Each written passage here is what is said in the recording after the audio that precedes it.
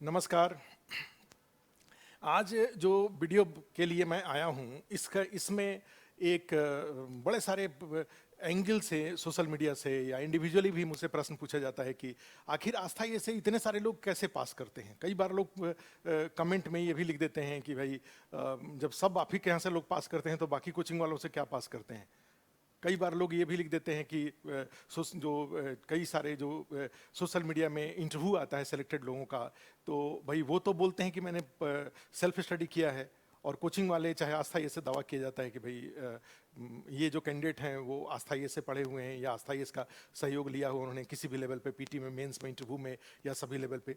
तो यहाँ पे ये दावे अपनी जगह पे निश्चित रूप से इस पे संदेह नहीं करना चाहिए। कम से कम आस्था ये में जो दावा किया जाता है उस पे संदेह नहीं करना चाहिए। हम पूरे प्रमाण के साथ ही कोई भी जो सोशल मीडिया में, जैसे अभी बीपीएससी 66 का जो फाइनल रिजल्ट आया है, तो उसमें 139 का हमने लिस्ट जारी किया।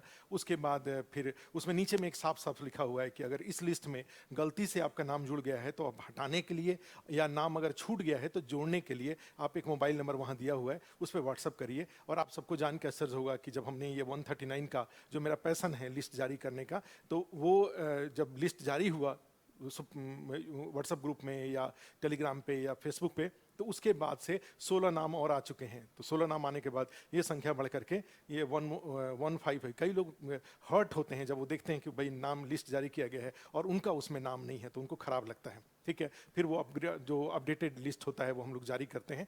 और बाकी जो लोग पास होते हैं, आप देखते होंगे कि कई लोग जब से 66 का रिजल्ट आया है तब से कई लोग कोचिंग में, इंस्टीट्यूट में आते रहते हैं, मिलते रहते हैं, आभार व्यक्त करते हैं। हम लोगों को भी बहुत अच्छा लगता है कि भाई हमने उनके पीछे जो कुछ भी मेहनत किया, ठीक है, या तो भाई उनका खुद का मेहनत, सफलता में मुख्य रूप से कैंडिडेट का रोल होता है, उनके पेरेंट्स का आशीर्वाद और उनका जो फाइनेंशियल सपोर्ट होता है, मोरल सपोर्ट होता है, उसका रोल होता है। लेकिन एक टीचर के रूप में हम लोगों का भी थोड़ा बहुत रोल होता है। हम भी मोटिवेट करते हैं बच्चे को, एक सिलेबस को सुलझाते हैं, सिलेबस का कंटेंट क्रिएट कराते हैं, कैसे उसको लिखना चाहिए, कैसे एग्जाम, यानी एक तरह से कहा जाए कि एग्जाम जो बीपीएससी का चैलेंज है, चाहे मेंस का, चाहे पीटी का, चाहे इंटरव्यू का, उस पर हम लोग भी मैं अपने ग्रुप ऑफ टीचर्स के साथ उस पर दिन रात वही काम करते हैं। हमारे पास दूसरा कोई काम नहीं है। हम सिर्फ और सिर्फ बीपीएससी का ये जो सारे सिलेबस हैं, जो पीटी का, मेंस का, इंटरव्यू का, उसी का एनालिसिस करते रहते हैं। तो हम भी उस बच्चे का, जो बच्चा क्वालिफाई फाइनली करता है, तो उसमें हम भी कंस्ट्रक्टिवली उसके अपने प्रयास, उसके पेरेंट्स के प्रयास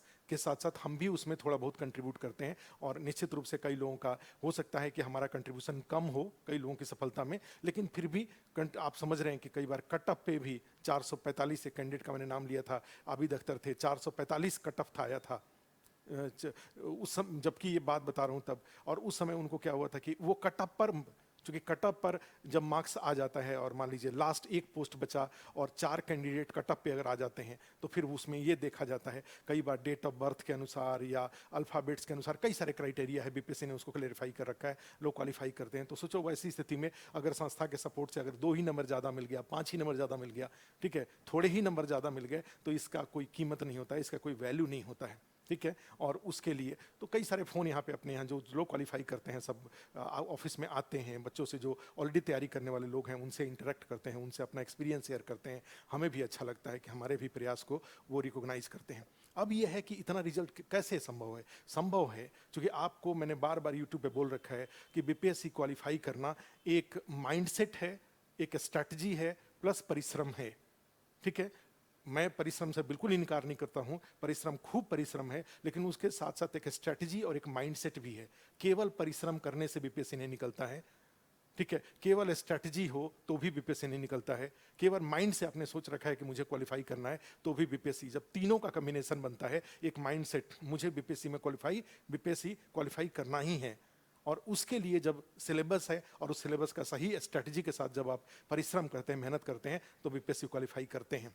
जैसा कि पीटी में जानते हैं कि हम लोग यहाँ पे पीटी में 8 टीचर हैं, 8 टीचर अपने अपने एरियाज का बीपीएससी पीटी का जो पेपर होता है उस पेपर के चैलेंज के अनुसार हमें बिल्कुल होशो हवास है मुझे इकोनॉमिक्स में क्या पढ़ाना है, मुझे साइंस टेक्नोलॉजी का जो एक छोटा सेक्शन है उसमें क्या पढ़ाना है, जो साइंस वाले टीचर हैं उनको क्या पढ़ाना है। हम बिल्कुल ना तो कांस्टेबल की पढ़ाई पढ़ाते हैं, ना तो हम यूपीएससी की पढ़ाई पढ़ाते हैं, हम बीपीएससी की पढ़ाई पढ़ाते हैं। वहाँ पे इस बात का ध्यान रखते हैं कि क्या आपको नहीं पढ़ना है, किस गहराई तक। मैंने बार बार क्लास में कहा हुआ है कि पीटी की तैयारी के दौरान आपको हॉरिजेंटल विस्तार करना है, वर्टिकल नहीं।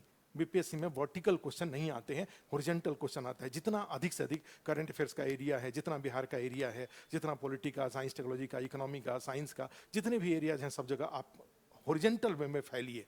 वर्टिकल में जैसे कि बौद्ध धर्म का ही कहें तो बौद्ध धर्म के ऊपर इतनी मोटी मोटी किताबें हैं, इतनी मोटी मोटी किताबें को अगर पढ़ते हैं तो उसको कहा जाता है vertical vertical effort to get, ठीक है, बेस्ट ऑफ नॉलेज अबाउट बौद्ध धर्म।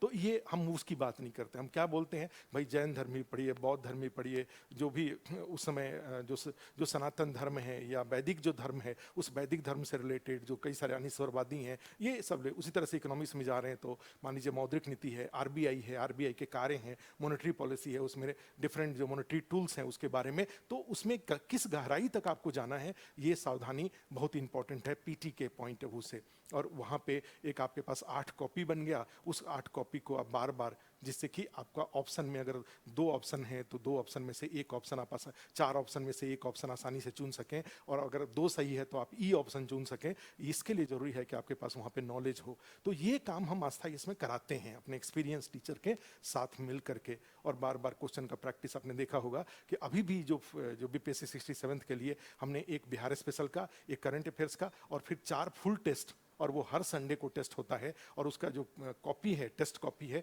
वो हम टेलीग्राम चैनल पे क्वेश्चन और एनालिसिस, पेपर और एनालिसिस के साथ हम उसको जारी करते हैं, उसके लिए कोई चार्ज नहीं लेते हैं, ठीक है। ये चीज़ करते हैं पीटी के लिए।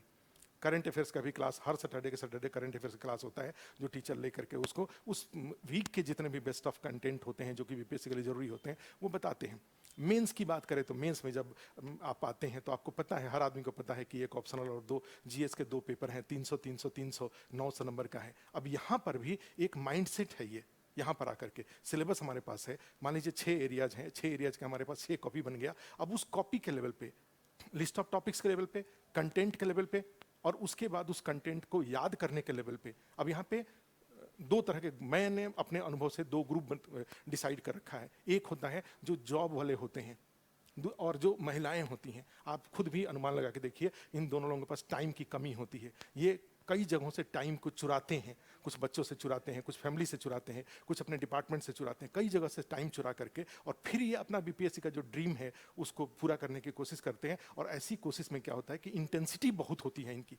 और जब हम लोग ये बोलते हैं कि पहले आप ये जो कंटेंट टीचर ने क्रिएट कराया इसको बार बार पढ़ लीजिए, और 8 क्वेश्चन में से 4-5 क्वेश्चन इसमें से जरूर आ जाएगा, ठीक है। 3 क्वेश्चन मान लीजिए अलग तरीके का आया तो उसको एवरेज भी लिख दीजिएगा, लेकिन ये 4-5 क्वेश्चन अगर आप अपने याद के आधार पर लिख देते हैं तो आपको क्वालिफाई करना आपके लिए आसान हो जाएगा। तो ये बात को जो ये ग्रुप है जॉब वाले और जो महिलाएं होती हैं उसको वो पॉजिटिवली लेते हैं। लेकिन जो लोग जॉब में नहीं है या जिनके पास लीजर टाइम है, जो फुल टाइम प्रिपरेशन करते हैं, कई बार समय की अधिकता के कारण या फिर अदरवाइज वो ये जो बातें हम लोग बताते हैं उस पर वो फोकस नहीं करते हैं। वो अपने सिलेबस में कई नई बातों को शामिल करते हैं, काफ़ी सारी चीज़ों को एक साथ शामिल कर लेते हैं। और यहाँ पे होता ये है कि ऐसे लोगों को जानकारी बड़े सारे टॉपिक्स की होती है, लेकिन वो जो क्वेश्चन के आंसर के रूप में जो 400 वर्ड लिखना है वो उनके पास रेडीमेड नहीं होता है।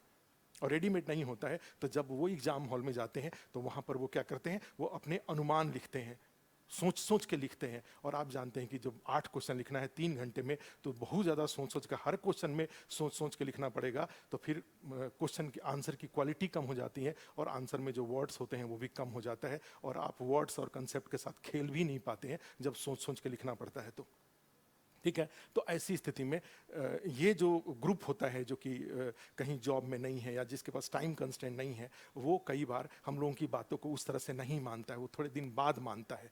और जब मानता है तो हमने पहले भी बताया कि 66 के पहले एक कैंडिडेट थे कि भाई कई बार मेरा नहीं हुआ, इस बार हो गया। तो हमने पूछा कि भाई पहले नहीं हुआ, आस्था से ही पढ़े, और पहले नहीं हुआ और इस बार कैसे हो गया। तो उनका एक बड़ा सीधा सीधा जवाब था कि पहले सर आपकी बातें नहीं मानते थे, अब आपकी बातें मानते हैं, कि कैसे उसको, क्या लिस्ट ऑफ टॉपिक्स हमारा है, क्या कंटेंट है, और उसको पढ़ के नई नई बातों को उसमें अपने एफर्ट से जोड़ के और फिर उसको कैसे परोसना है, 8 क्वेश्चन जो पूछा गया है उसको कैसे प्रेजेंट करना है, ये जो बार बार आप इन्फेसिस देते हैं, तो उसको हमने सीख करके उस चीज़ को इस बार इम्प्लीमेंट किया और इस बार इंटरव्यू में दे रहा हूँ।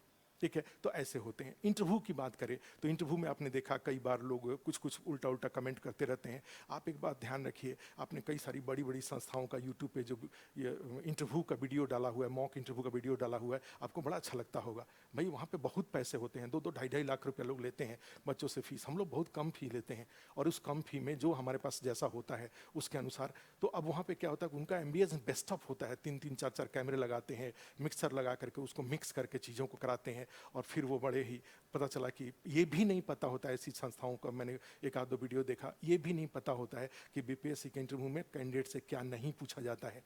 वो बिल्कुल यूपीएससी के पैटर्न पे, और आप जानते हैं यूपीएससी पैटर्न का इंटरव्यू अलग होता है और बीपीएससी का इंटरव्यू अलग होता है।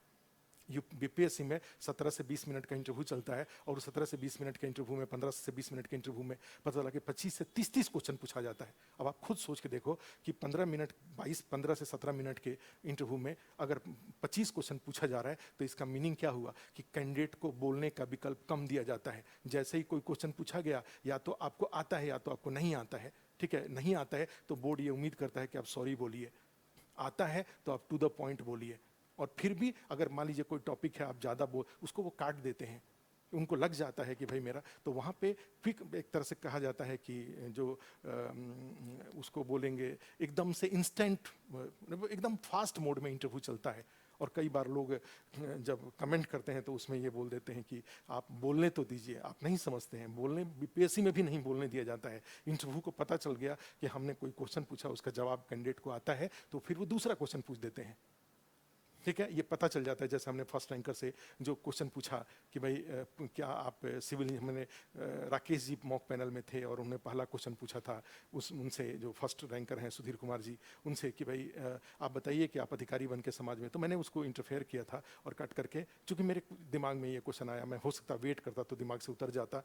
ठीक है, उतर जाता, तो मैंने उस क्वेश्चन को उनसे पूछ दिया कि बिहार में एक पुल उड़ गया है, तो civil engineering point of view से आप इस क्वेश्चन को, और आप खुद जा करके देखिए कि बिहार तक का उन्होंने, उनका जो इंटरव्यू उन्होंने पास होने के बाद दिया है, तो उसमें जो क्वेश्चन उनसे पूछा जा रहा है कि भाई आपसे इंटरव्यू में कौन कौन क्वेश्चन पूछा गया, तो खुद ही इस बात को एक्सेप्ट करते हैं कि मुझसे क्वेश्चन पूछा गया कि पुल उड़ जाता है। हमने मॉक इंटरव्यू में इस क्वेश्चन को उनसे पूछा हुआ था। इसके अलावा जो बैडमिंटन वाला क्वेश्चन है वो हमने क्वेश्चन उनसे पूछा हुआ था। क्रिकेट उनका हॉबी था, तो हमने बैडमिंटन, चूंकि उसी दिन थॉमस कप का जो मैच हुआ था, खिलाड़ी वगैरह सब हमने पूछा हुआ था, जो उनसे इंटरव्यू में क्वेश्चन पूछा गया। तो बीपीएससी की जो ज़रूरत होती है, उस ज़रूरत का स्मार्टनेस का मतलब यही होता है कि भाई जैसी जैसी ज़रूरत है उसके अनुसार अपने आप को तैयार करना। ना कि पता चला कि एक मॉडल बीपीएससी, माने ये जो इंटरव्यू का एक मॉडल नहीं होता है। यूपीएससी का मॉडल अलग होता है, बीपीएससी का मॉडल अलग होता है। यूपीएससी के इंटरव्यू लेने वाले लोगों का नेचर अलग होता है, बीपीएससी का इंटरव्यू लेने वाले लोगों का नेचर एक तरह से अलग होता है।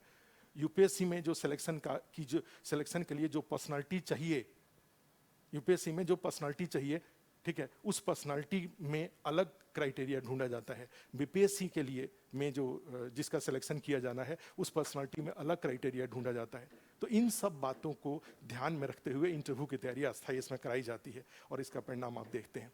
तो कुल मिला जुला करके कहने का मतलब कोई भी ऐसा कर सकता है, आप सेल्फ स्टडी से भी कर सकते हैं। अगर इस तरह से जो हमने कहा पीटी के लिए, मेंस के लिए, इंटरव्यू के लिए जो डिसिप्लिन हमने बताया, अगर आप उसका पालन करते हैं तो आप खुद भी सेल्फ स्टडी से भी क्वालिफाई कर सकते हैं, दूसरी कोचिंगों में पढ़ के भी क्वालिफाई कर सकते हैं, हमारे यहाँ से भी क्वालिफाई कर। हम लोग इस चीज़ को बीपीएससी की ज़रूरत के अनुसार हम लोग तैयारी कराते हैं, तो इसलिए यहाँ से लोग पास करते हैं। और आप जानते हैं कि पीछे भी 53-55 से लेकर के और आज तक लगातार जो भी मैं अपनी टीम के साथ जो एफर्ट करते रहता हूँ, तो उसका परिणाम जब रिजल्ट आता है तो हमें मिलता है। ठीक है, तो ये जो क्वेश्चन, एक कॉमन क्वेश्चन जो पूछा जाता था, उसके लिए मैं एक एक्सप्लेनेशन के साथ आपके बीच में आना जरूरी समझा था और इसलिए आपके बीच में आया। Thank you. फिर नए वीडियो के साथ फिर मिलेंगे।